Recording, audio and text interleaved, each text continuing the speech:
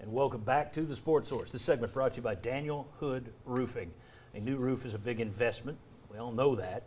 But when it's time to better protect your home, your belongings, your family, with a new roof, the name to remember is Daniel Hood Roofing. And I promise you, you're not going to find another roofing company in East Tennessee, heck, in the world, or a person more dedicated to taking care of his clients than Daniel Hood and Daniel Hood Roofing. Very, very conscientious, always wants to do what's right for the customer. Call him and them today or visit them online, danielhoodroofing.com. All right, Alabama, Georgia, and Oklahoma all had, and I throw in Oklahoma because they're going to be SEC. Alabama, Georgia, and Oklahoma all had quarterbacks make tons of money off the NIL deals this year. The Kentucky basketball team inked a deal with a cryptocurrency company where everyone gets paid. Then they followed up with a deal with the nation's largest plaintiffs law firm, Morgan & Morgan. Everybody on the team gets paid. Texas, soon to be an SEC school, created a $10 million fund to drive NIL dollars to its athletes. And within days of announcing that fund, they announced this week that every Texas offensive lineman on scholarship is going to get $50,000 annually, simply for allowing their name, likeness, and image to be used to promote charitable causes. Here at Tennessee, Alontae Taylor is pushing cookies. John Fulkerson's got a couple of gigs.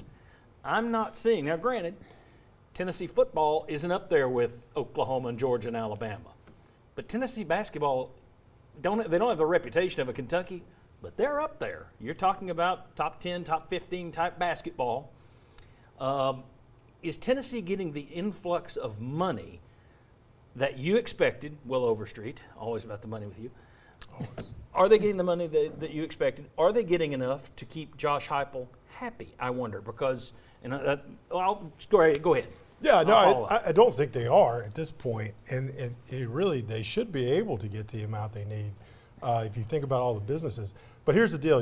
Danny White and the UT's been talking about the great new facilities. And they're going to talk about that, and that's what traditionally ADs and everybody's been selling. Guess what? That's changed. They need somebody focused on packaging and figuring out ways to organize funding around NIL deals with alumni, with businesses, pitching guys.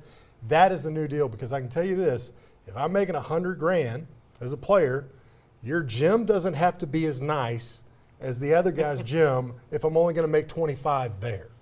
That is the real deal. Like, you can think about it any way you want to do, but strategically who's going to win are the athletic departments and groups that get together and say, this is become a division, a function of the athletic department, and we have to win in it or we're not going to be here. And that's where they've got to put their focus. And with everybody making so much money off television, at least in the SEC, for the most part, everybody's facilities, it used to be you had facilities that were here, Tennessee was here, then Ole Miss was down here. Well, you're still better than Ole Miss, but it's not like they're in the Stone Age anymore. Yep. I mean, I think it was BYU's new facility that looks like a spaceship. Okay, you're not going to wow kids as much with that as you are the cash. Do you think UT is doing enough? We've talked about this. You've got Farm Bureau, First Horizon, Pilot Flying J, some of the big Eastman Kodak around this state. Do you think UT is doing enough to go to those companies and say, hey, we need to support this? Have you thought about Hendon Hooker doing this for you? Because I don't know that those companies are just going to think on their own, I better pick up the phone. A small company might do that. The group with the cookies did that and to great effect. But I don't know if these big companies are thinking that way. Ryan? I think the commitment and effort and money and organization are all there now. I think it's in place. Tennessee announced a partnership, or was it not Tennessee announced, but a partnership was announced this week that is designed to maximize NIL opportunities for Tennessee athletes. This has been going on behind the scenes in recent months. Tennessee has been making significant progress toward this. I think it took them a little while, like a lot of schools, to kind of get their heads around this, to figure it out, to see what they needed to do. But I think now, and part of the deal may have been this team not having a lot of marketable players that were big NIL potential sellers like we saw with Bryce Young at Alabama. I think if you see Hendon Hooker return next year, you're going to see him with a bigger NIL deal. I think you're going to see a lot more of that. Cedric Tillman, guys like that. I think Tennessee is in a much better position going forward now than they were 6 months ago. So the commitment is there. You just haven't seen the results yet. 30 seconds each. Has NIL overall been about what you thought, or is there a little more money than, you're getting $50,000 per year for every scholarship lineman at Texas. That's a little bigger than some people thought it would get. I know you're going to have certain individuals who are going to get loaded. We knew that. But now that you've got entire teams handing out dough, is it a little bigger than what you expected, or is it about what you expected in terms of the money? Bigger. I didn't think the Alabama quarterback would be getting $1 million. I didn't think a high school kid who should be a senior in Texas would go to Ohio State with potential for $1 million. I think he didn't reach that because of it playing. That's a lot more than I thought. I thought it would be closer to the 50,000 for more players instead of the $1 million. Yeah, I agree. It has been a little bit bigger because of the top end dollars and deals, and some of them have been very creative. I also don't think it's been the train wreck that it was expected to be. It's been managed by some of the smaller, more creative deals. One thing I'll say, though, is I've had a couple people send me the Texas story, and they got a problem with it, and Kentucky story, and they got a problem with it. I don't want to hear anybody complain about the problems, because when anybody who dared in the media to mention that there could be problems, that, well, it'll be interesting to see how you handle that. That was taken as you hate the players.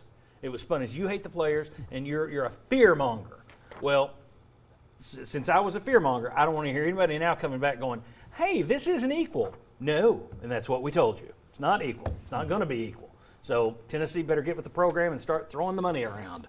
Hey, you know why I like it, though? It's all out in the open for everybody. This all was happening to begin with. We'll see. Well, this is all happening to begin with. It was just Yeah. going to coaches and trainers before. Now it's going to players. I like And that facilities. better. Yeah. And it was going to uncles.